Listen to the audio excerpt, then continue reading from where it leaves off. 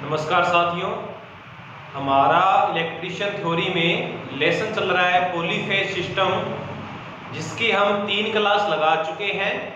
आज हमारी चौथी क्लास है। पहली क्लास के अंदर हमने पॉलीफेज सिस्टम क्या होता है उसके बारे में सामान्य जानकारी ली थी, जहां हमने single phase, 2 phase, 3 phase system के बारे में पढ़ा था। दूसरी क्लास के अंदर हमने ये पढ़ा था कि स्टार क्रम क्या होता है। पूरा स्टार क्रम के बारे में हमने पूरे विस्तार से पढ़ा था। तीसरी क्लास में हमने डेल्टा क्रम क्या होता है उसके बारे में पूरे विस्तार से पढ़ा था। 3 क्लास हमारी हो चुकी है। चौथी क्लास आज हम कर रहे हैं, जिसमें आज हम पढ़ेंगे कि स्टार क्रम हमने पढ़ लिया, डेल्टा क्रम हमने पढ़ लिया। अब स्टार और डेल्टा में मुख्य मुख्य क्या क्या अंतर होते हैं वो सारे अंतर हम करेंगे, और उसके अलावा हम सीखेंगे कि स्टार को डेल्टा में इक्विवेलेंट ज्ञात करना हो, स्टार का डेल्टा में और डेल्टा का स्टार में इक्विवेलेंट ज्ञात करना हो तो किस प्रकार से हम सूत्र लगाएंगे, उसके बारे में भी चर्चा करते हैं। तो आज की क्लास स्टार्ट करते हैं दोस्तों। आज की क्लास का टॉपिक है हमारा स्टार व डेल्टा क्रम में अंतर। सबसे पहले मैं अंतर की बात करूं, नंबर 1, सबसे पहला अंतर हम करते हैं कुल प्रतिरोध या इंपीडेंस में अंतर।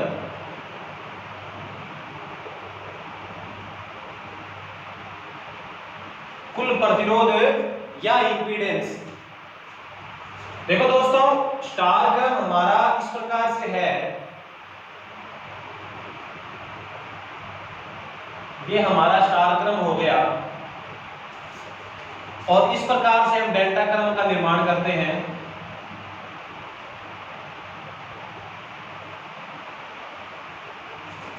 अब देखो दोस्तों, यहां पर मान लेते हैं यहां इस वाइंडिंग का प्रतिरोध 15 ओम है। इस वाइंडिंग का प्रतिरोध जो कुल इंपीडेंस है मान लिया वो 15 ओम है। कुल इंपीडेंस हमने मान लिया इसका 15 ओम है, और तीनों का 15 ओम है। ये हमारी लाइन वोल्टेज होती है VL, ये हमारी लाइन वोल्टेज है। जो 2 फेज के बीच की वोल्टेज है वो लाइन वोल्टेज है। इसी प्रकार से ये हमारी लाइन वोल्टेज है। फेज वोल्टेज हम किसको बोलते हैं? एक फेज कोई भी हो और एक न्यूट्रल हो, तो फेज और न्यूट्रल के बीच की वोल्टेज फेज वोल्टेज। इसी प्रकार से ये R फेज माना, Y और B। इसका प्रतिरोध मैं मान लेता हूं 15, इसका भी 15, इसका भी 15, और ये हमारी लाइन वोल्टेज है। देखो साथियों, हम ये निकालना चाह रहे हैं कि अगर कोई वाइंडिंग है, अगर हमारी कोई मशीन है जिसे हमने स्टार में जोड़ा और बाद में डेल्टा में जोड़ा, या पहले डेल्टा में जोड़ा बाद में स्टार में जोड़ा, किस प्रकार से भी जोड़ा, तो वाइंडिंग के इंपीडेंस में तो कोई अंतर नहीं आएगा। वाइंडिंग का इंपीडेंस अगर 15 ओम है, वो स्टार में है, तो वो डेल्टा में भी एक वाइंडिंग का 15 ओम ही रहेगा। लेकिन कुल इंपीडेंस में अंतर आ जाएगा। एक वाइंडिंग के इंपीडेंस में तो अंतर नहीं आएगा, वाइंडिंग तो वही रहने वाली है, परंतु कुल इंपीडेंस में अंतर आ जाएगा। इसलिए हम पढ़ रहे हैं आज पहला टॉपिक की कुल प्रतिरोध या इंपीडेंस में क्या अंतर आएगा अगर स्टार से डेल्टा में जाते हैं। उसी वाइंडिंग को स्टार में जोड़ा, उसी वाइंडिंग को डेल्टा में जोड़ा, तो हमारे कुल इंपीडेंस में क्या अंतर आ जाएगा कि स्टार में इंपीडेंस ज्यादा मिलेगा कि डेल्टा में ज्यादा मिलेगा, उसके बारे में हम पढ़ रहे हैं। तो स्टार में सबसे पहले बात करें, हम इंपीडेंस की बात करें, तो देखो दोस्तों, पहले मैं कुल इंपीडेंस निकालना चाहता हूं। तो स्टार क्रम की बात करें तो आप देखो, प्रत्येक 2 फेज देखो, आप कोई भी 2 फेज देख लो, R और Y देख लो, चाहे Y और B देख लो, चाहे R और B देख लो, आप देखोगे जैसे मैं अगर R और Y के बीच में देखूं तो मेरे पास 15 और 15 30 ओम का रेजिस्टेंस आ रहा है। क्योंकि ये सीरीज क्रम है, इसलिए R और Y के बीच में कितना रेजिस्टेंस आ रहा है? 30 ओम आ रहा है। इसी प्रकार से R और B के बीच में देखा जाए तो 30 ओम आ रहा है। इसी प्रकार से Y और B के बीच में देखा जाए तो ये भी 30 ओम रेजिस्टेंस आ रहा है। तो किसी भी 2 फेज के बीच में जो रेजिस्टेंस आ रहा है वो हमारा आ रहा है 30 ओम। इसलिए इस सर्किट का जो कुल रेजिस्टेंस आएगा या इंपीडेंस मान लो आप, कुल जो इंपीडेंस आएगा वो आएगा 30 ओम। ये स्टार क्रम का इस प्रकार से हम कुल इंपीडेंस निकालते हैं कि इन्हीं दो फेजों के बीच में जो इंपीडेंस है वही सर्किट का कुल इंपीडेंस है, और उसी के अनुसार से ही हमारी लाइन करंट निकलती है या फेज करंट निकालेंगे हम, उसका भी हम सवाल करेंगे। तो हमारा कुल इंपीडेंस आया स्टार क्रम में 30 ओम, 15 और 15 ये 30 ओम आ गया। अगर डेल्टा की तरफ चले, हमारा R और Y के बीच में 30 ओम इंपीडेंस आया। इसी प्रकार से अगर R और Y के बीच में यहाँ इंपीडेंस नापा जाए, यहाँ देखा जाए R और Y के बीच में, तो आप पाओगे कि R और Y के बीच में क्या है कि ये जो 1 नंबर वाइंडिंग है इसे 1 बोल देते हैं हम, इसे 2 वाइंडिंग बोल देते हैं, इसे 3 नंबर, या इसकी अपेक्षा हम UVW देख लेते हैं कि जो U वाइंडिंग है हमारी ये तो डायरेक्ट समांतर क्रम में है और V और W है ये सीरीज क्रम में। मैं ये देखना चाह रहा हूं कि मेरा यहाँ R और Y के बीच में 30 ओम प्रतिरोध आया, तो यहाँ R और Y के बीच में कितना प्रतिरोध आएगा। तो यहाँ देखो दोस्तों, यहाँ जो मेरा R और Y के बीच में कुल प्रतिरोध आएगा, तो आप देखोगे कि ये जो वाइंडिंग है U वाइंडिंग ये तो है डायरेक्ट समांतर में, परंतु ये जो V और W जो वाइंडिंग है ये दोनों है श्रेणी क्रम में। तो श्रेणी क्रम में 15 और 15 हमारा कितना रेजिस्टेंस हो गया 30 ओम। श्रेणी क्रम में इस प्रकार से डायरेक्ट जोड़ होता है रेजिस्टेंस का 30 ओम, और ये जो 30 ओम आया ये 15 के डायरेक्ट किस क्रम में है, पैरेलल क्रम में है। तो 15 और 30 का अगर हम डायरेक्ट पैरेलल क्रम में रेजिस्टेंस निकालते हैं तो इस प्रकार से हम रेजिस्टेंस निकालते हैं, ऊपर तो हमारा गुणा करेंगे और नीचे हम जोड़ कर देते हैं, तो ये हमारा कुल रेजिस्टेंस आ जाता है। तो 15 × 15 बटे 15, सॉरी R2 हमारा आया 15 और 15 30 आया। इसी प्रकार से 15 और 30 45, इधर कितना आया 450 बटे 45, तो रेजिस्टेंस आ गया हमारा 10 ओम। डेल्टा क्रम में हमारा कुल प्रतिरोध आया 10 ओम। देखो दोस्तों, ये वही प्रतिरोध है जो स्टार में है और वही प्रतिरोध डेल्टा में है, परंतु हमें साफ साफ इसका पहला अंतर दिख रहा है कि स्टार से यदि हम डेल्टा में जोड़े कोई वाइंडिंग को, जो प्रतिरोध है, प्रतिरोध में पाएंगे हम कि 3 गुना प्रतिरोध घट जाता है डेल्टा में जोड़ने से। ये बात बहुत काम आने वाली है, हमारे आगे 3 फेज की मोटरें आएंगी उनके अंदर भी हम ये बात बहुत ही ज्यादा इंपॉर्टेंट रखेगी कि स्टार से जब डेल्टा में हम जाते हैं तो जो रेजिस्टेंस है, कुल रेजिस्टेंस, उसमें 3 गुना कमी आ जाती है। ये हम एक एग्जांपल के रूप में भी लेकर समझ लिया है कि स्टार से डेल्टा में 3 गुना प्रतिरोध कम है, अर्थात स्टार में ज्यादा है प्रतिरोध 3 गुना और डेल्टा में 3 गुना प्रतिरोध कम है। तो सबसे पहला अंतर हम पढ़ चुके हैं, याद करना है कुल प्रतिरोध या इंपीडेंस में क्या अंतर होता है। क्या अंतर होता है कि जो स्टार का कुल प्रतिरोध आएगा वो डेल्टा से स्टार का जो प्रतिरोध होगा वो 3 गुना ज्यादा होगा। एग्जांपल के तौर पे हमने सीख लिया है, इसलिए हम पहले ही अंतर को यहाँ पे नोट कर लेते हैं।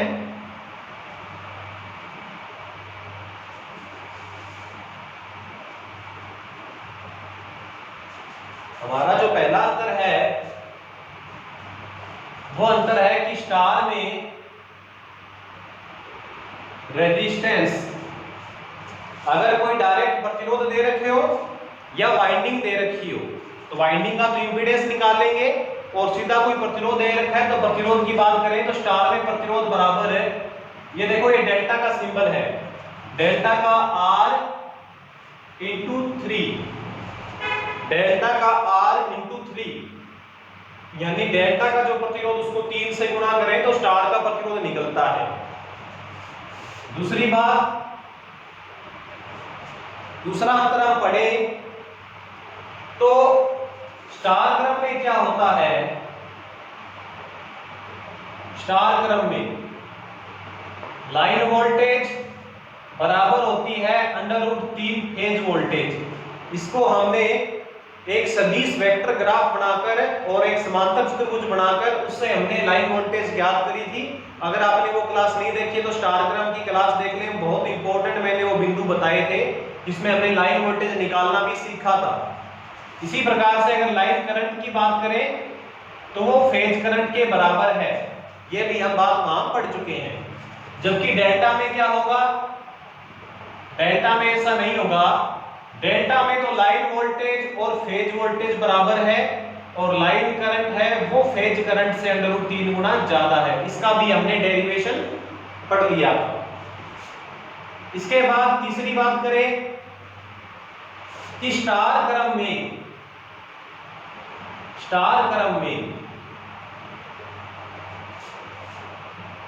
जो हमें पावर मिलेगी, पावर स्टार क्रम में पावर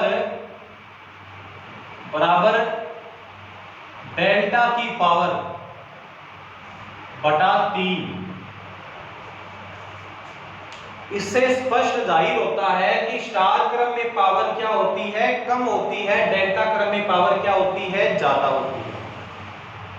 आप क्या कर सकते हो, इसका एग्जांपल लेके हम कर लेंगे कि स्टार क्रम से डेल्टा क्रम में पावर ज्यादा क्यों मिलती है। हम किसी अगर वाइंडिंग को स्टार से डेल्टा में शिफ्ट करते हैं तो डेल्टा में पावर 3 गुना ज्यादा मिलती है स्टार क्रम से।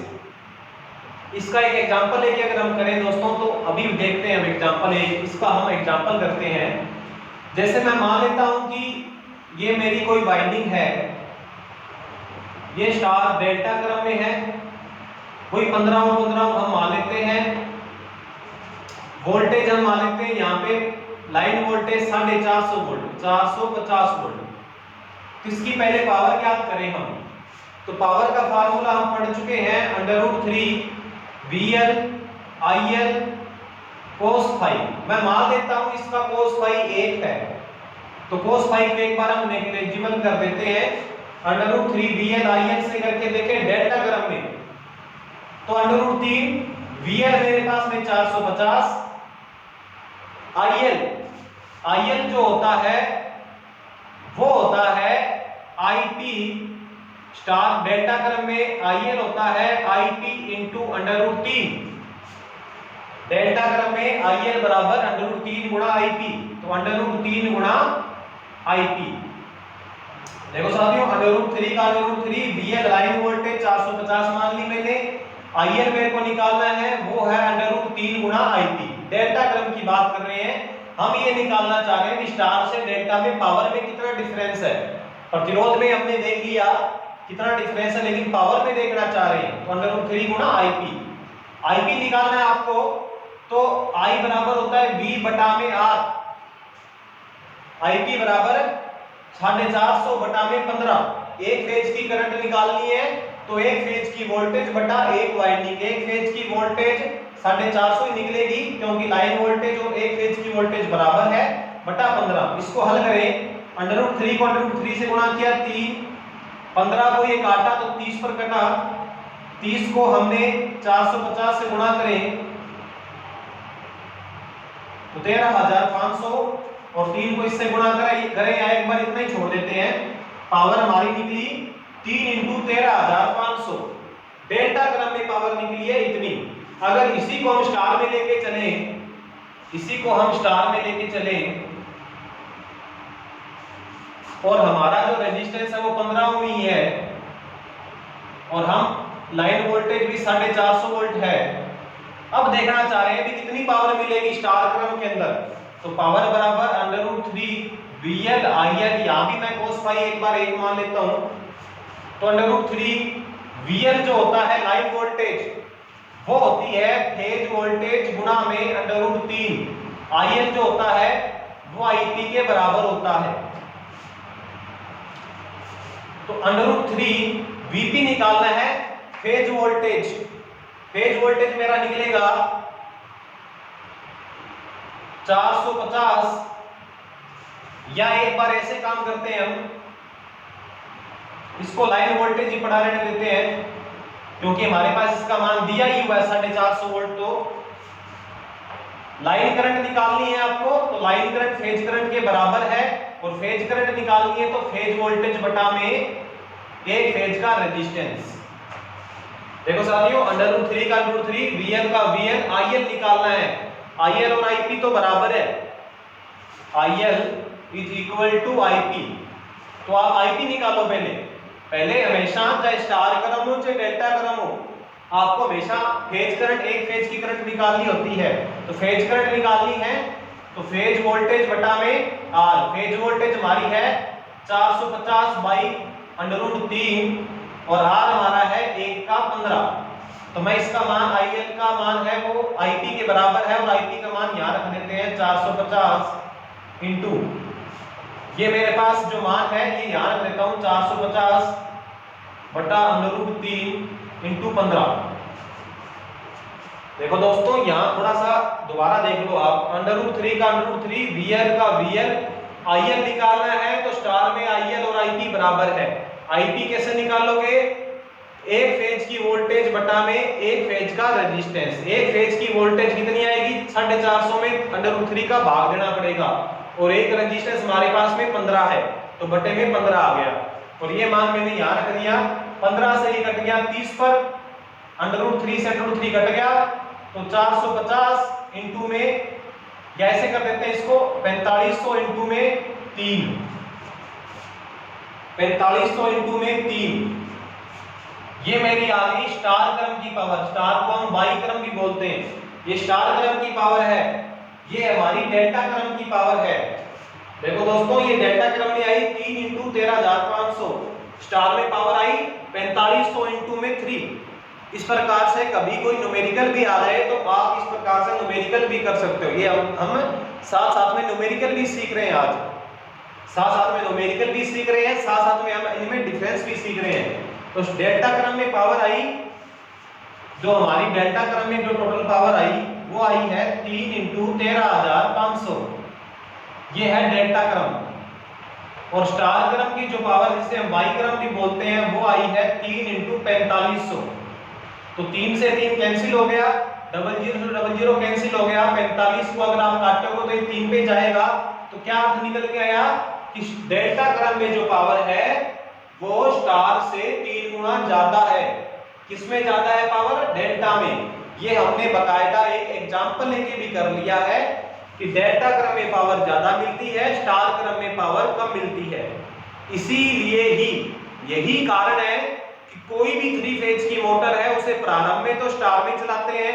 स्टार में चलाने का कारण भी हम अभी थोड़ी देर में देख लेते हैं, और उसके बाद उस मोटर को एक स्टार्टर होता है उसके द्वारा डेल्टा में शिफ्ट किया जाता है। स्टार डेल्टा स्टार्टर से डेल्टा में शिफ्ट किया जाता है, क्योंकि डेल्टा में पावर हमें ज्यादा मिलती है। स्टार से 3 गुना ज्यादा पावर मिलती है डेल्टा में। और लोड को उठाने के लिए, हैवी लोड को उठाने के लिए जो डेल्टा की पावर है वो काफी ज्यादा है। एक एग्जांपल के तौर पे समझ लिया कि इतनी पावर मिलेगी डेल्टा में, स्टार में 3 गुना पावर कम मिलती है। इसलिए मैंने इसको एक सूत्र में कन्वर्ट किया कि स्टार क्रम में पावर डेल्टा की √3 डेल्टा की पावर बटा में 3। तो डेल्टा की जितनी पावर है उसमें 3 का भाग लगाएंगे तो स्टार की पावर निकलेगी, तो डेल्टा की पावर ज्यादा होती है। तो तीसरा अंतर हम ये पढ़ते हैं।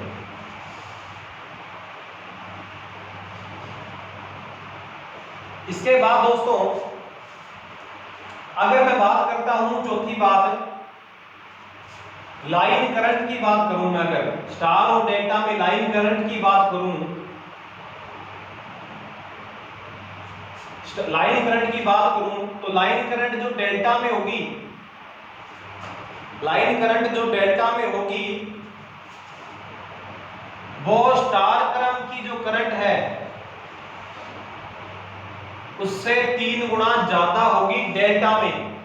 डेल्टा में जो लाइन करंट होगी वो स्टार की करंट से 3 गुना ज्यादा होगी डेल्टा में।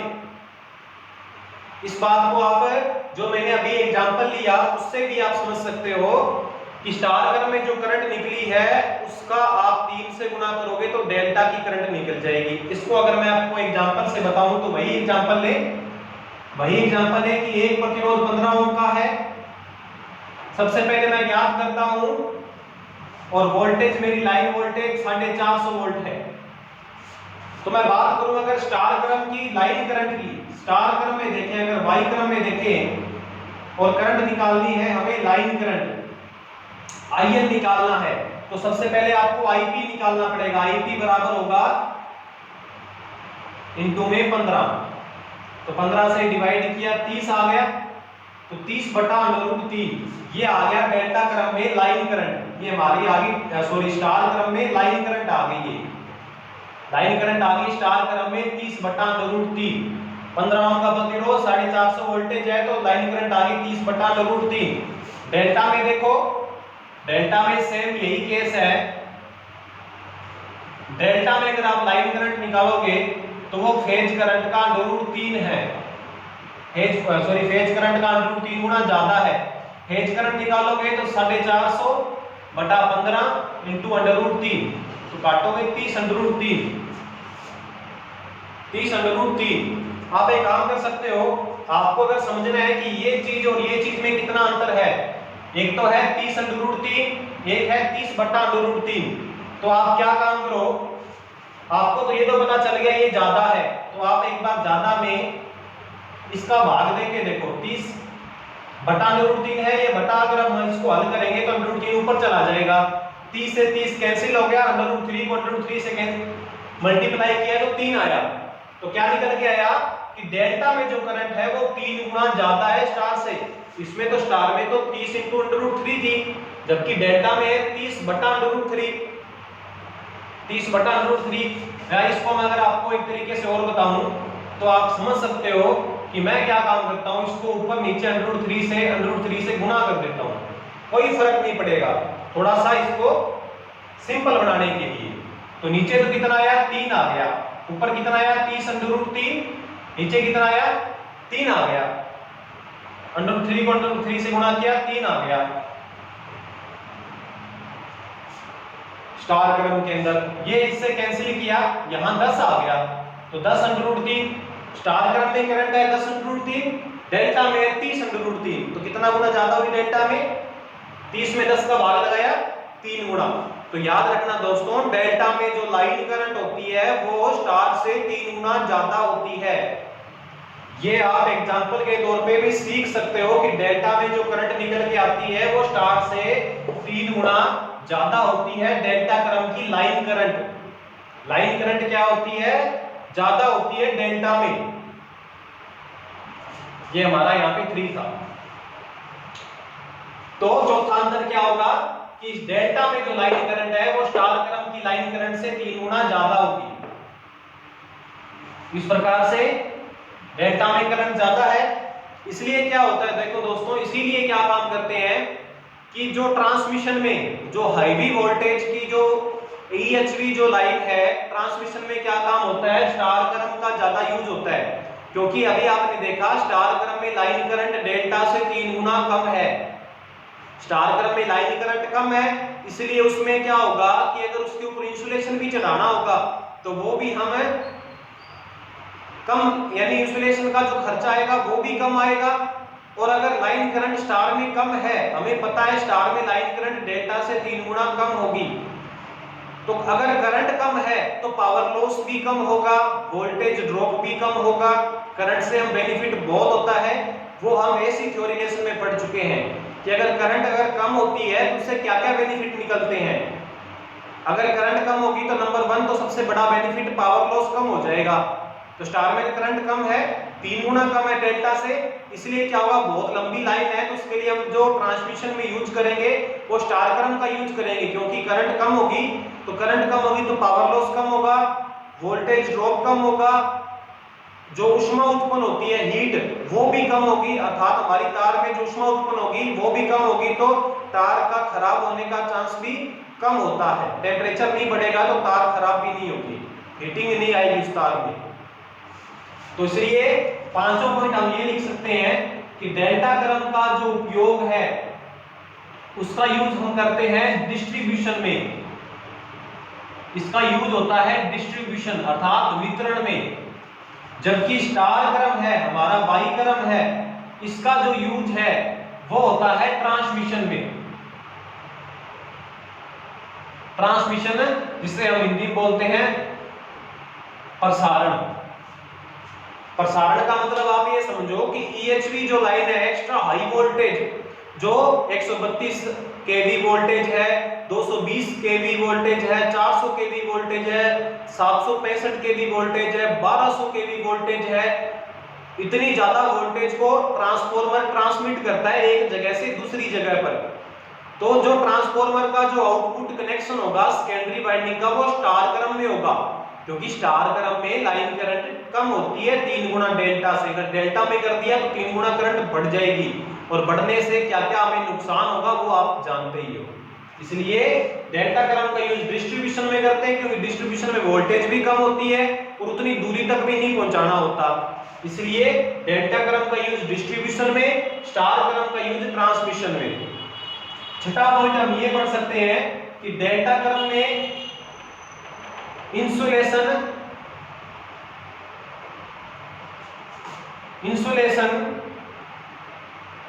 का उपयोग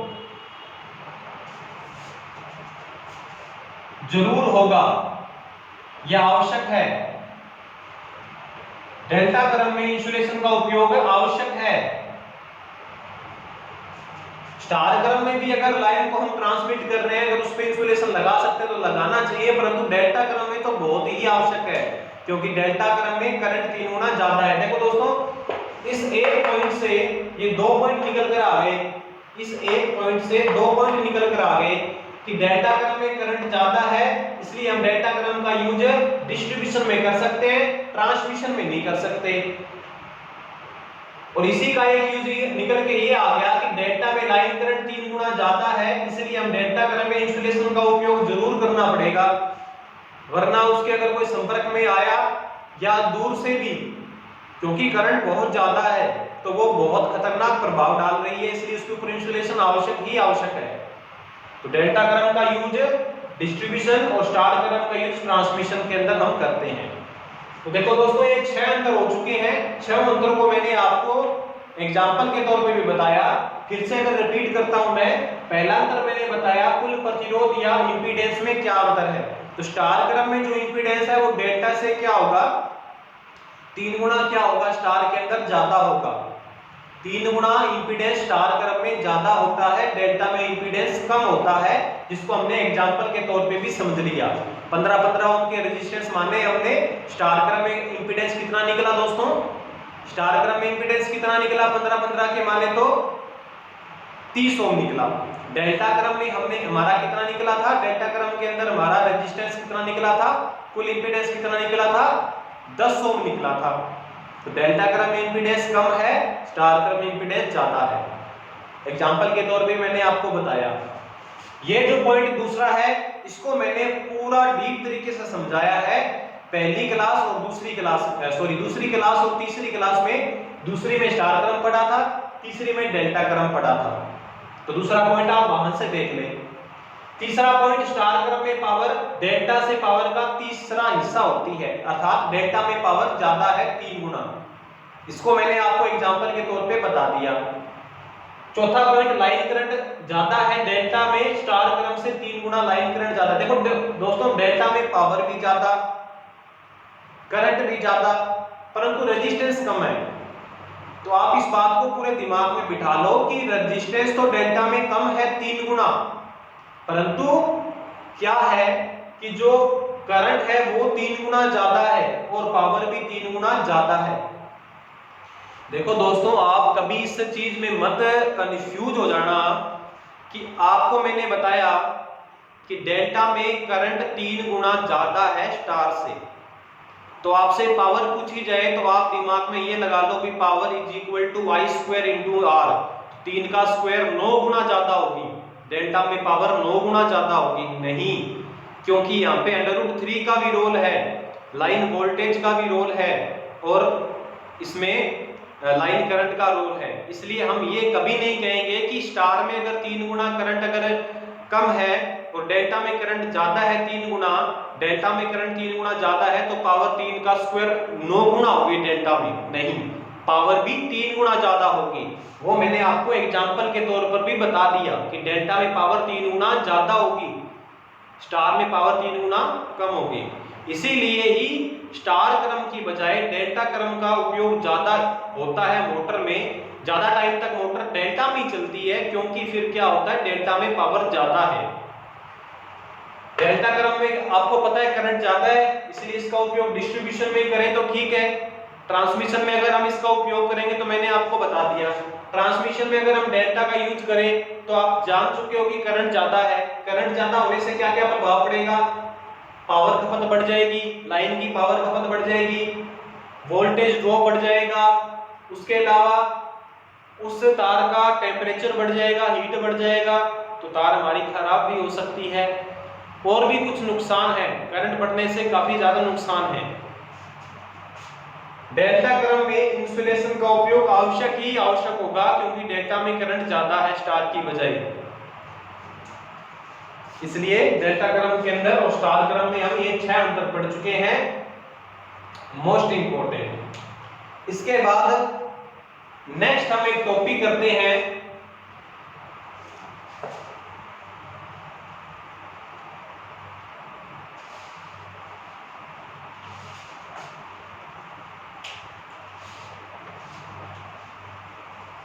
इसके बाद एक टॉपिक करते हैं जिसका मैं नाम देता हूं, सातों पॉइंट पढ़ लें अपने, तुल्यांक, जिसे हम इंग्लिश में बोलते हैं इक्विवेलेंट।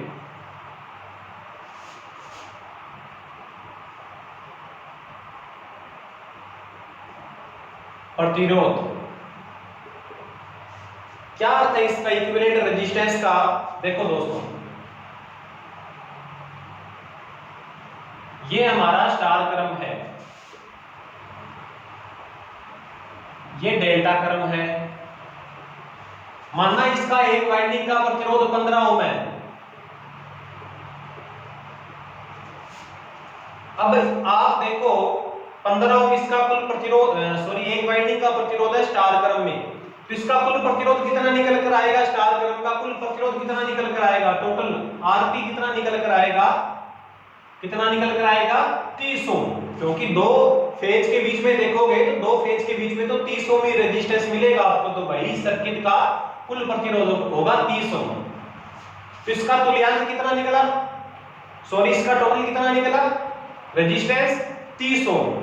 अब बात ये है कि आप ये तो जानते ही हो कि डेल्टा में अगर हम इन्हीं 15-15 को जोड़ेंगे तो यहाँ पे कुल रेजिस्टेंस निकलने वाला है 10 ओम, जिसको हम एग्जांपल के तौर पे कर चुके हैं, और आपको भी एक रफ कॉपी लेके दोबारा फिर से करना चाहिए, अगर नहीं आए 2-3 बार करोगे तो ये आ जाएगा। एक रेजिस्टेंस पैरेलल में है, दो सीरीज में है, तो 15-15 30 और एक 15, तो 15 और 30 ये पैरेलल में होकर कुल रेजिस्टेंस निकल जाएगा 10 ओम।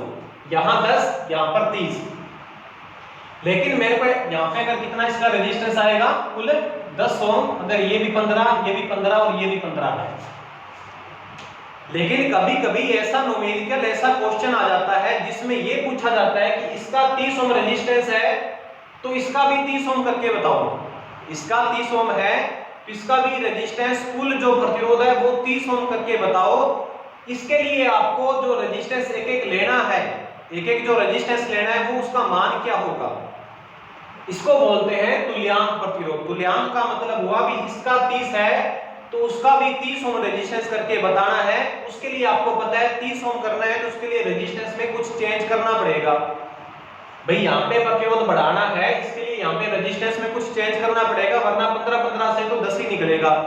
अब वो रेजिस्टेंस कितना है, वो रेजिस्टेंस कितना है उसका मान याद करने के लिए हमें कुछ सूत्र नोट करते हैं। वो बहुत इंपॉर्टेंट सूत्र है, डिप्लोमा के अंदर, पॉलिटेक्निक के अंदर और आईटीआई के अंदर, हमारे डीएमआरसी के अंदर और पावर ग्रिड के अंदर ऐसे सवाल बहुत आते हैं। इंस्ट्रक्टर के अंदर भी हमारे ऐसे सवाल बहुत आते हैं जिसमें स्टार टू डेल्टा या डेल्टा टू स्टार, भी यहाँ 10 है तो यहाँ भी इसको भी 10 करके बताओ कुल प्रतिरोध। उसके लिए यहाँ पे कितना कितना लेना पड़ेगा रेजिस्टेंस। तो उस प्रकार से तुल्यांक प्रतिरोध ज्ञात करने के लिए सवाल आते हैं तो इंपॉर्टेंट है। सबसे पहले बता रहा हूं आपको स्टार टू डेल्टा कन्वर्जन। अगर स्टार में कुल रेजिस्टेंस इतना है तो डेल्टा में कितना निकलेगा? मैं मान लेता हूं 1 नंबर पॉइंट ये है, 2 नंबर पॉइंट ये है, ये 3 नंबर पॉइंट है। इसी प्रकार से ये मेरा 1 नंबर पॉइंट मान लेता हूं, इसको 2 मान लेता हूं, इसको 3 मान लेता हूं। या अगर ऐसा चले इसको मैं 2 मान लेता हूं, इसको 3 मान लेते हैं, क्योंकि लेफ्ट वाले 1 2 और इधर वाला 3। तो आप जानना चाहते हो स्टार टू डेल्टा, आपको निकालना है डेल्टा में कितना मान का प्रतिरोध होगा। तो देखो दोस्तों, डेल्टा में यदि आपको ज्ञात करना हो कुल प्रतिरोध, तो 1 2 को मैं ऐसा लिख देता हूं R12। 1 2 का मतलब हुआ, ये तो देखो दोस्तों बराबर मान के हैं, 15 15 के हैं, अलग अलग भी हो सकते हैं, एक 15 का है, दूसरा 10 का, एक 50 का है, अलग अलग भी हो सकते हैं। तो इसका तुल्य प्रतिरोध उसके तुल्य प्रतिरोध के बराबर करना है, तो उसके लिए मैं आपको फार्मूला बताता हूं कि R12, R के पेन में 12 का मतलब 1 और 2 के बीच में जो R है वो मेरे को ज्ञात करना है। 15 15 से काम नहीं चलेगा, क्योंकि 15 15 से तो 10 ही निकलेगा, मैं 30 निकाल के बताऊंगा आपको। पहले फार्मूला लिख लेते हैं। R12 बराबर है R1 plus R2 plus R1 R2 बटे R3। इसी प्रकार से आप एक नंबर का प्रतिरोध, ये प्रतिरोध ज्ञात कर सकते हो। इसी प्रकार से R23 ज्ञात करना हो आपको, इन दोनों के बीच का प्रतिरोध ज्ञात करना हो, तो R2 plus R3 plus R2 R3 बटे R1। ये फार्मूला कैसे निकल कर आता है वो भी हम समझ लेंगे, लेकिन उसका डेरिवेशन बहुत बड़ा है, तो कुछ मैं आपको समीकरण बना के दे दूंगा, आगे आप उनको अपने हिसाब से हल करना। अगर नहीं आए तो कमेंट बॉक्स में बताना, समीकरण मैं आपको आगे इसका बना के बता दूंगा। R31 बराबर R3 plus R1 plus R3 R1 बटे R2। तो स्टार टू डेल्टा कन्वर्जन करना है कि स्टार का जो तुल्य जो प्रतिरोध है उसके बराबर ही, उसके इक्विवेलेंट ही हमें डेल्टा में ज्ञात करना हो, तो इस प्रकार से हम तीनों प्रतिरोध का मान ज्ञात कर सकते हैं। इन फार्मूलों को आप नोट कर लें, याद करें, बहुत इंपॉर्टेंट है।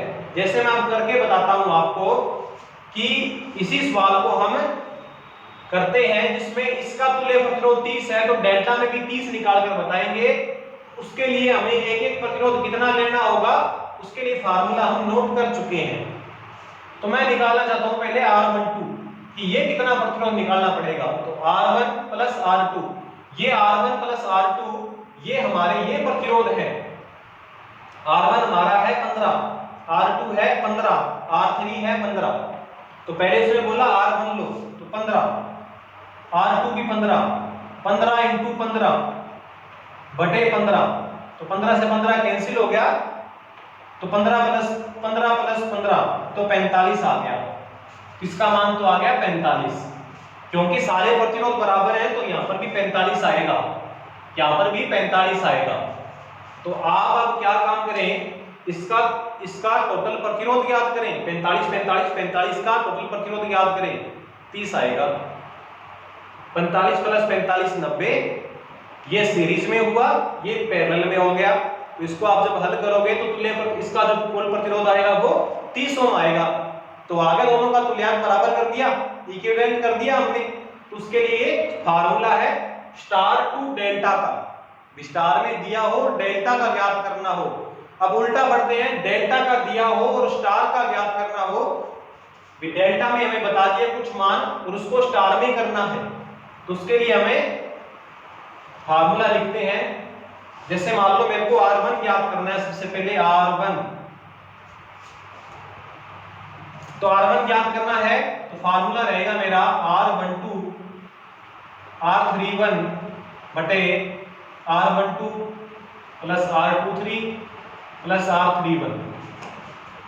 ये R1 ज्ञात करने का फार्मूला है, एक प्रतिरोध ज्ञात करने का डेल्टा टू स्टार।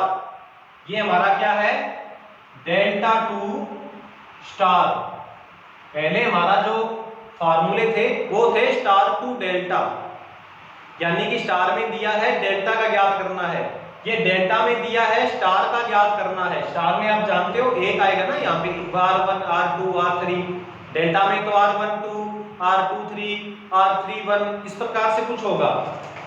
इसी प्रकार से R2 ज्ञात करना हो आपको, ये प्रतिरोध ज्ञात करना हो ये, तो आप कैसे करोगे, R2 R12 R23 बटे R12 plus R23 plus R31, ये 2 नंबर प्रतिरोध है हमारा स्टार क्रम का। इसी प्रकार से R3 ज्ञात करना हो आपको तो R31 into R23, R12, R23, R31, R31 ये रहा, R23 ये रहा, R12 ये रहा। यानी डेल्टा का कुल प्रतिरोध और स्टार का कुल प्रतिरोध इक्विवेलेंट करना हो और डेल्टा का बता रखा हो एक एक प्रतिरोध, तो स्टार का कितना कितना करना होगा, क्योंकि स्टार में और डेल्टा में अंतर है ना। स्टार में प्रतिरोध तो ज्यादा होता है, डेल्टा में प्रतिरोध कम होता है। लेकिन वो ये सवाल में ये पूछ लेता है कि दोनों को बराबर करके बताओ। दोनों को बराबर करना है तो प्रतिरोध में दोनों में चेंज करना पड़ेगा। चेंज करने के लिए फार्मूले हैं। जैसे दोस्तों इसका कुल प्रतिरोध आया, इसका कुल प्रतिरोध आया कितना आएगा, इसका कुल प्रतिरोध 30 ओम आएगा। अगर मैं मान लूं 45 के लगे तो कुल प्रतिरोध मेरे पास डेल्टा में आएगा 30। अब वो बोलता है स्टार में भी 30 करके बताओ। जैसे जैसे 15 के लेने पड़ेंगे, लेकिन मान लो मेरे को पता ही नहीं है कितना लेना है, कितना लेना है। तो आप तो स्टार में वैसे इसका आधा कर सकते हो, 30 का आधा 15, तो उत्तर आ जाएगा आपका। परंतु अगर अलग अलग दिए हैं, एक 45 का, एक 30 का, एक 15 का, इस प्रकार से अलग अलग दिए हैं, तो R1 कुछ अलग निकलेगा, R2 कुछ अलग निकलेगा, R31 कुछ अलग निकलेगा।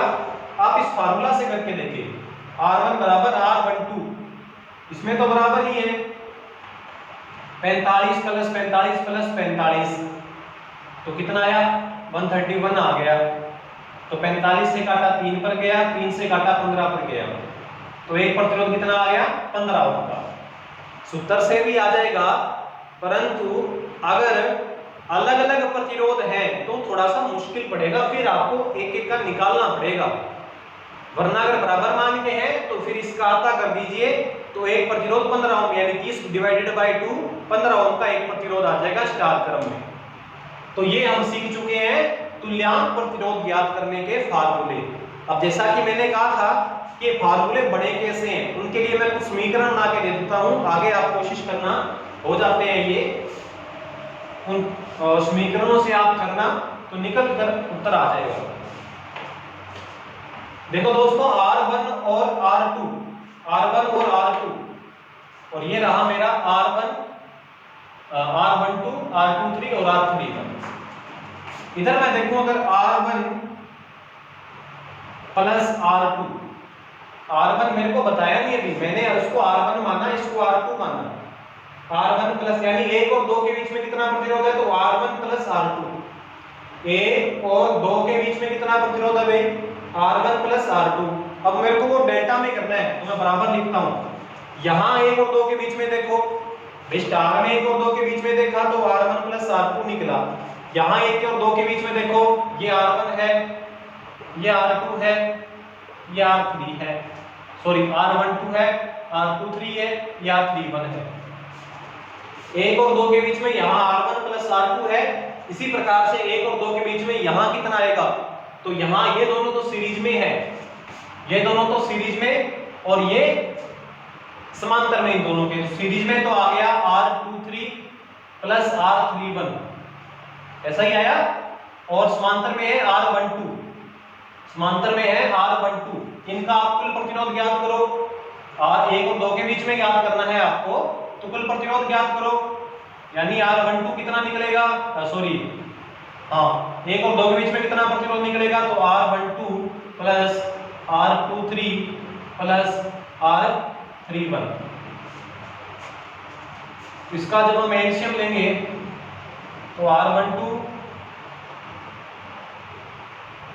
और R31, ये हमारा एलसीएम आ गया। इससे ये कैंसिल हो गया, R31 R23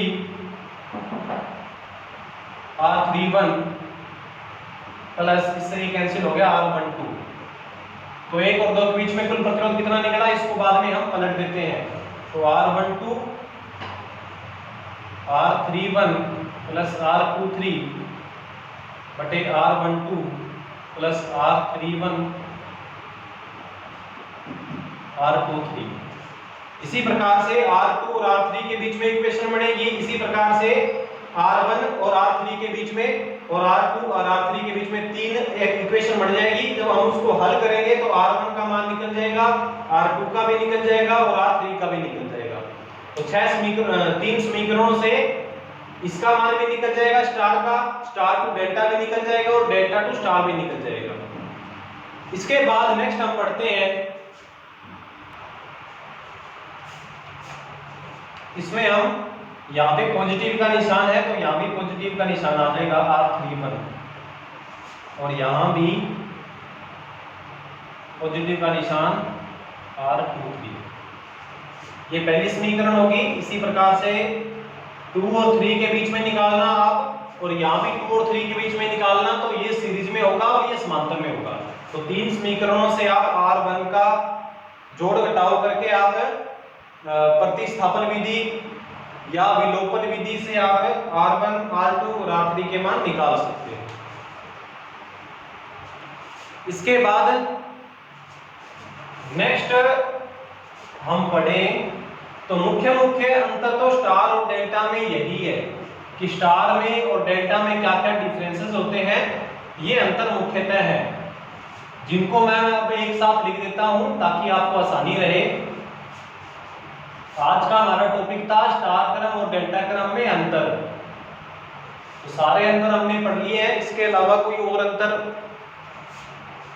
रह नहीं जाता है, मुख्य लिख लिए। लेकिन फिर भी मैं आपको पूरा एक बार विस्तार से यहां दोबारा फिर लिख देता हूं।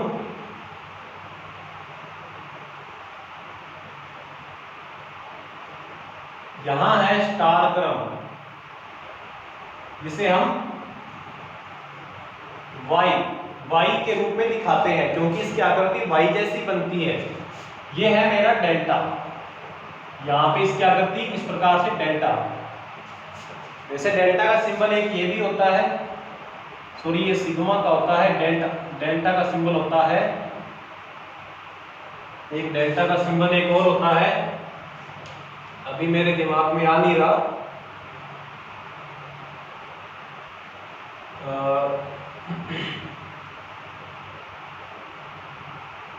हाँ, एक डेल्टा का सिंबल ये भी होता है। तो हो सकता है शायद वो ऐसा कुछ सिंबल दे दे तो वो डेल्टा क्रम है। तो स्टार और डेल्टा में क्या क्या अंतर है वो सारे अंतर हम लिख लेते हैं और उम्मीद करूंगा कि आप भी लिखोगे और याद करोगे। सबसे पहला अंतर कि इसके अंदर लाइन वोल्टेज बराबर √3 फेज वोल्टेज और करंट लाइन की और करंट फेज की बराबर। स्टार में ऐसा होता है। इसका नंबर 1 पॉइंट देखें तो इसमें थोड़ा सा उल्टा है, लाइन और फेज वोल्टेज बराबर परंतु करंट में अंतर। फेज करंट या लाइन करंट बराबर √3 फेज करंट। इसको समझना हो आपको दोनों को तो आप मेरी सेकंड और थर्ड क्लास देख लें जो कि प्लेलिस्ट में मिलेगी आपको, उसमें आपको ये दोनों के बारे में पता चल जाएगा। दूसरा अंतर कि इसमें कुल प्रतिरोध कुल R बराबर, यानी इसमें किसमें, स्टार में, ऐसा लिख देता हूं, स्टार में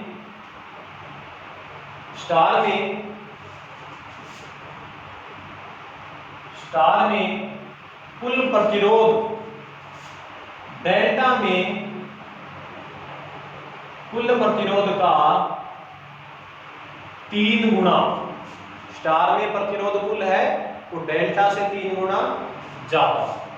इसमें क्या है कि डेल्टा में, इसी का आप देख लो, इसी को आप निकाल सकते हो कि डेल्टा में कुल R बराबर स्टार का कुल R बटे 3,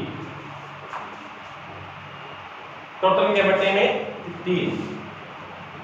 तीसरा अंतर पावर की बात करें तो स्टार में कुल पावर P टोटल पावर बराबर डेल्टा में कुल पावर, डेल्टा में कुल पावर बटा 3, क्योंकि स्टार में तो पावर कम होती है, इसी का हम डेल्टा में लिखें तो डेल्टा में कुल पावर PT बराबर स्टार में कुल पावर का तीसरा हिस्सा, सॉरी 3 गुना ज्यादा, स्टार में कुल पावर का 3 गुना ज्यादा डेल्टा में। चौथा अंतर कि स्टार में लाइन करंट बराबर डेल्टा में लाइन करंट का तीसरा हिस्सा। स्टार में करंट कम है लाइन, जो मैं आपको एग्जांपल के तौर पे भी बता चुका हूं। डेल्टा में IL बराबर स्टार में IL का 3 गुना, डेल्टा में करंट 3 गुना ज्यादा है।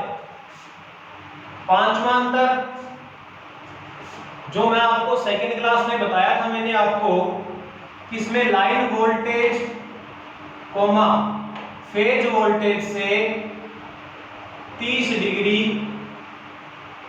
लीडिंग होती है। इसमें जो होगा लाइन करंट फेज करंट से 30 डिग्री लैगिंग होती है, लाइन करंट इसमें लैगिंग होती है डेल्टा में। उसके बाद में छठा पॉइंट कि स्टार का यूज बराबर होता है ट्रांसमिशन में। स्टार का यूज ट्रांसमिशन में क्यों होता है? ट्रांसमिशन में क्योंकि इसमें करंट कम होती है। डेल्टा का यूज डिस्ट्रीब्यूशन में, वितरण में होता है। डेल्टा का यूज आप जब जो देखोगे डिस्ट्रीब्यूशन की जो लाइन है उसके अंदर जो 11 kV की जो लाइन होती है वो 11 kV की लाइन डेल्टा की लाइन होती है, जिसमें 3 तार होती है। हाँ, एक बहुत अच्छा अंतर जो था कि स्टार में क्या होता है, 3 फेज 3 वायर और 3 फेज 4 वायर होते हैं। 3 फेज 3 वायर और 3 फेज 4 वायर दोनों का यूज होता है। 3 फेज 3 वायर का मतलब 3 फेज माने RYB 3 फेज, 3 वायर माने कि 3 तार हम आउटपुट में बाहर ले लेंगे, और 3 फेज 4 वायर का मतलब 3 तार है और 4 वायर 3 फेज है परंतु 4 तार है। 4 तार का मतलब एक तो फेज R, एक Y, एक B और चौथा तार कौन सा होता है? न्यूट्रल। तो डेल्टा स्टार में क्या मिलता है? 8वां पॉइंट क्या होगा? स्टार में न्यूट्रल मिलता है। N माने न्यूट्रल। न्यूट्रल का हमारे इंडियन स्टैंडर्ड के हिसाब से कौन सा कलर माना गया? न्यूट्रल का कौन सा कलर डिसाइड किया गया? तो ब्लैक रंग का, काला। 7वां पॉइंट डेल्टा में स्टार में 3 फेज 3 वायर और 3 फेज 4 वायर दोनों चीजें होती हैं। न्यूट्रल नहीं लेंगे आउटपुट में तो 3 फेज 3 वायर हो जाएगा, न्यूट्रल यूज में लेंगे तो 3 फेज 4 वायर हो जाएगा। डेल्टा में क्या होगा? Only for 3 phase 3 wire he system बन सकता है, 3 फेज 4 वायर सिस्टम नहीं बनेगा, क्योंकि इसमें क्या नहीं होता? न्यूट्रल। N मैं न्यूट्रल को बता रहा हूं, N नहीं होता, नहीं मिलता इसमें।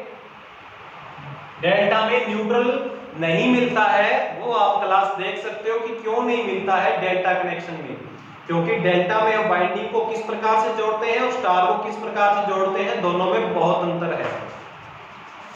अगर इसमें न्यूट्रल मिलता है तो आप जानते हो ट्रांसमिशन में हम न्यूट्रल को अर्थ भी करते हैं अनबैलेंसिंग करंट को ग्राउंडिंग करने के लिए, क्योंकि करंट तीनों फेज में बराबर नहीं रहती, अनबैलेंसिंग रहती है, इसलिए उस करंट को ग्राउंड में भेजना होता है, वरना कोई एक फेज खराब हो जाएगा जल्दी, इसलिए एक फेज या एक फेज वाइंडिंग खराब हो जाएगी। तो स्टार में क्या होता है? उस न्यूट्रल को ग्राउंड करते हैं। डेल्टा में तो न्यूट्रल है ही नहीं, उसको ग्राउंड क्यों करेंगे हम? एक बात और बताऊं जो अभी माइंड में आई कि स्टार जो ट्रांसमिशन डिपार्टमेंट है उसमें क्या है कि बहुत सारे कैपेसिटर लगे होते हैं। पावर फैक्टर को इंप्रूवमेंट करने के लिए कैपेसिटर लगाए जाते हैं और कैपेसिटर की रीडिंग किस में लेते हैं? जब हम पावर फैक्टर इंप्रूव करते हैं तो केवीआर या एमवीआर में लेते हैं, रिएक्टिव पावर में। तो एक बात निकल कर ये आती है कि जो ट्रांसमिशन में जो कैपेसिटर लगे होते हैं वो डेल्टा क्रम में लगे होते हैं, अधिकतर डेल्टा क्रम में लगे होते हैं, क्योंकि डेल्टा क्रम में अगर कैपेसिटर को जोड़ोगे तो कैपेसिटेंस ज्यादा आएगी, स्टार क्रम में यदि कैपेसिटर को जोड़ोगे तो कैपेसिटेंस कम आएगी। इसलिए कैपेसिटेंस ज्यादा लेनी है तो आपको कनेक्शन कौन सा बनाना पड़ेगा? डेल्टा। ट्रांसमिशन लाइन में जो पावर फैक्टर इंप्रूवमेंट करना होता है तो कैपेसिटर को जो हम कैपेसिटरों का कैपेसिटर बैंक होते हैं बहुत सारे, यानी कैपेसिटर होता है बहुत सारे, उन सबको डेल्टा में जोड़ते हैं। तो आप ये लिख सकते हो डेल्टा में नोवा पॉइंट नहीं मिलता है, यूज में लिख सकते हो डेल्टा के डिस्ट्रीब्यूशन में तथा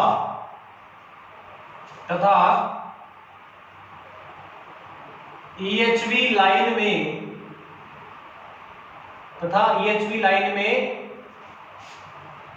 कैपेसिटर बैंक को बोलते हैं, कैपेसिटर को PF पावर फैक्टर बढ़ाने के लिए डेल्टा में जोड़ते हैं तथा EHV लाइन में कैपेसिटर को पावर फैक्टर बढ़ाने के लिए डेल्टा में जोड़ते हैं। आप एक काम करें, 15-15 माइक्रोफेरेड के या 15-15 फेरेड के 3 कैपेसिटर को सीरीज में जोड़ें, स्टार में जोड़ें, और 15-15 माइक्रोफेरेड के या फेरेड के बराबर मान के उन्हीं को डेल्टा में जोड़ें। आपको पता चलेगा डेल्टा में 3 गुना कैपेसिटेंस ज्यादा निकल के आएगी, डेल्टा में 3 गुना कैपेसिटेंस स्टार से ज्यादा निकल कर आएगी। तो कैपेसिटेंस ज्यादा होगी तो पावर फैक्टर भी ज्यादा इंप्रूवमेंट होगा। इसलिए EHV लाइन में कैपेसिटर को पावर फैक्टर बढ़ाना है, उसमें हम डेल्टा में जोड़ते हैं।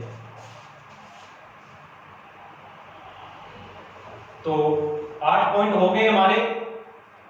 शायद मैं कोई 1-2 भूल ना जाऊं, इसलिए थोड़ा देख लेता हूं कि स्टार में इतने हो गए, और हाँ, स्टार में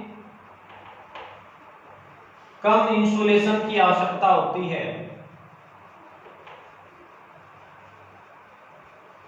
क्योंकि करंट कम है, लाइन करंट कम है, तो इंसुलेशन की आवश्यकता कम है। अगर ओनली फॉर स्टार ही क्रम में चलाना है, स्टार क्रम ही चाहिए हमें, लेकिन डेल्टा में इंसुलेशन, अच्छा इंसुलेशन, अच्छी कम क्वालिटी का इंसुलेशन चाहिए हमें, डेल्टा में अच्छा इंसुलेशन की आवश्यकता है। तो ये है, डेल्टा में अच्छा इंसुलेशन चाहिए क्योंकि डेल्टा में करंट ज्यादा है। उसी बाद में 10वां पॉइंट हम ये लिख सकते हैं कि हमें अगर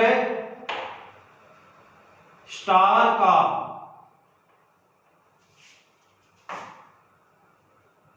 डेल्टा में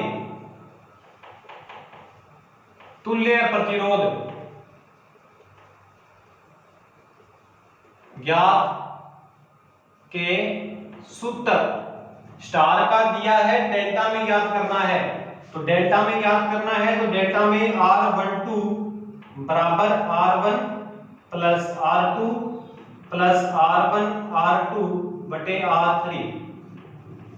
इसी प्रकार से R23 R2 plus R3 plus R2 R3 बटे R1। इसी प्रकार से डेल्टा में R31 ज्ञात करना हो, 31 का मतलब 3 और 1 के बीच में प्रतिरोध जो लगा है उसको ज्ञात करना हो, तो ये निकलेगा उत्तर। देखो दोस्तों, आसान है, काफी ज्यादा याद करने भी आसान है, R12 ज्ञात करना है तो R1 प्लस R2, 12 माने R1 प्लस R2 प्लस लगा के उन दोनों को गुणा में लिख दो, R1 गुणा R2, और जो रह गया उसको बटे में लिख दो। इसी तरह R23 याद करना है तो R2 प्लस R3 प्लस लगा के दोनों को फिर गुणा करना है, बटा में जो बच गया उसका मान लिखना है। इसी प्रकार से R31 ज्ञात करना हो तो R3 plus R1 plus R3 R1 जो बच गया उसको भाग में लगाना है। तो इस प्रकार से आप star to delta equivalent resistance ज्ञात कर सकते हो। डेल्टा में ज्ञात करना हो, डेल्टा का दे रखा हो, परंतु स्टार का ज्ञात करना हो, डेल्टा का स्टार में या वाई जिसे हम बोलते हैं, डेल्टा का स्टार में इक्विवेलेंट रेजिस्टेंस। तो आपको यदि R1 ज्ञात करना हो तो R1 से कौन कौन से जुड़ा होगा, R1 एक नंबर ब्रांच से कौन कौन सा जुड़ा होगा, 2 जुड़ा होगा और 3 जुड़ा होगा।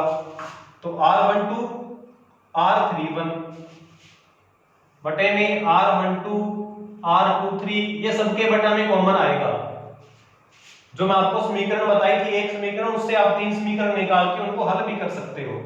R2 ज्ञात करना हो तो R2 से R23 जुड़ा होगा और R12 जुड़ा होगा और बटे में तो ये सेम ही रहने वाला है, प्लस R31। इसी प्रकार से R3 ज्ञात करना हो तो R31 R23 बटे R12 plus R23 plus R31। तो साथियों ये जो 10 अंतर हैं स्टार और डेल्टा में, बहुत महत्वपूर्ण अंतर है। उम्मीद करता हूं ये 10 के 10 अंतर आपको समझ में आए होंगे। फिर भी अगर कोई पॉइंट समझ में नहीं आया हो तो आप फिर मेरे को कमेंट बॉक्स में बता सकते हो कि कौन सा पॉइंट समझ में नहीं आया है, हम उसको दोबारा रिपीट करेंगे। और बहुत महत्वपूर्ण ये पॉइंट है क्योंकि इलेक्ट्रिकल हमारा जो सिस्टम है वो स्टार डेल्टा पे डिपेंड होता है बहुत ज्यादा। तो स्टार और डेल्टा के बारे में सारी बातें आपको कम से कम पता हो, सभी की सभी बातें पता होनी चाहिए।